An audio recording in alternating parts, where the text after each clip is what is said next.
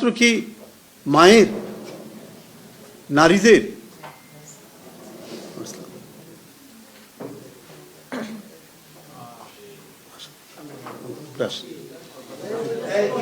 আসেন, উপরে আসেন, চেয়ার দাও, এদিকে আসেন, পাশে আসেন, একটু বসতে দাও, উনি টিচার, এই ব্যবস্থা করে দাও তো।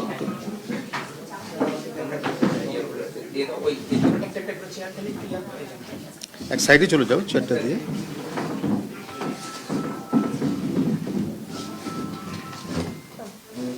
তাহলে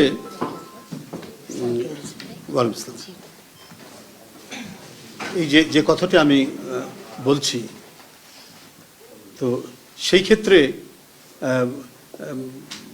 পুরুষ মানুষের দায়িত্ব, তারা শুধু বাহিরে কাজের মধ্যেই থাকবেন, আর নারীরা কাজ করতে আসলে কাজ যতটুকু কাজ করবেন, এই কারণে তারা বলছেন কর্মঘণ্টা কমিয়ে দেবেন, আর কারণ তাদের সন্তান লালন পালন করতে হয়।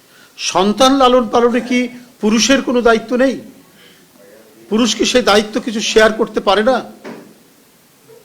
সভ্যতার এই যুগে সমাজ প্রগতি যখন এগিয়ে যাচ্ছে, তখন এই কথা বলে আপনারা এই সমাজটাকে কোথায় নিয়ে যেতে চান, কোন পর্যায়ে নিয়ে যেতে চান? আবার এখন তাদের আমির বলছেন যে না, এই কথা আমি বলিনি। আল জাজিরা সুস্পষ্টভাবে এখানে এসেছেন।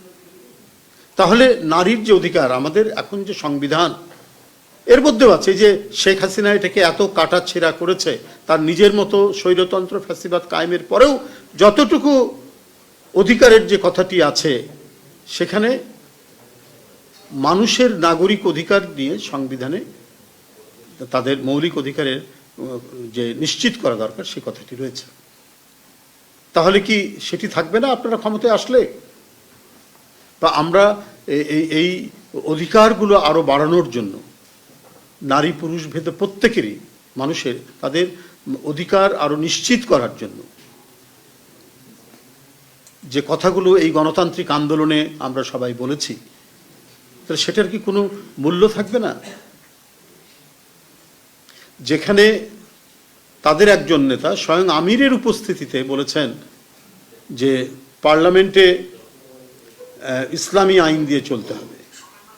এটাও আপনি সাংবাদিকের সামনে বলেছেন আমির যে এটা তার ব্যক্তিগত বিষয়, এখানে আমার কোনো, মানে কাটিয়ে গেছেন আর কি, আমার এই বিষয়ে কোনো মতামত নাই, তবে আমি মনে করি যে না, এইভাবে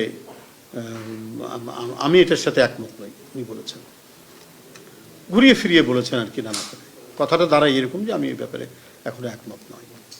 তো আপনার উপস্থিতিতে বলেছেন। তো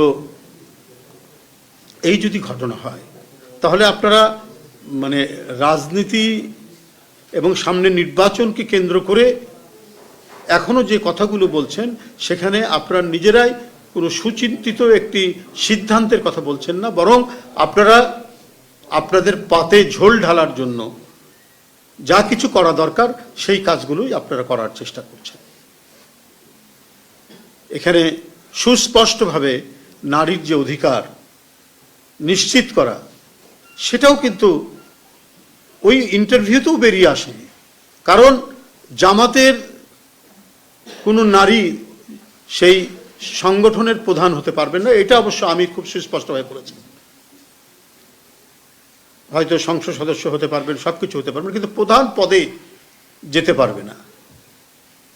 অথচ বাংলাদেশের একটি রাজনৈতিক দল, বাংলাদেশ জাতীয়তাবাদী দল বিএনপি, তার প্রধান ছিলেন একজন নারী, 44 বছর, এবং যে মহিলাটি ছিলেন অত্যন্ত ধর্মপরায়ণ একজন নারী, যিনি তার বক্তব্যের এবং কাজকর্মের শুরুতেই আল্লাহর নাম ছাড়া তিনি কাজ শুরু করতেন না, এবং তার নেতৃত্ব আজকে সুবেদিত, সারা বাংলাদেশে সুপ্রতিষ্ঠিত ছিল, অত্যন্ত জনপ্রিয় ছিলেন সেই নেত্রী।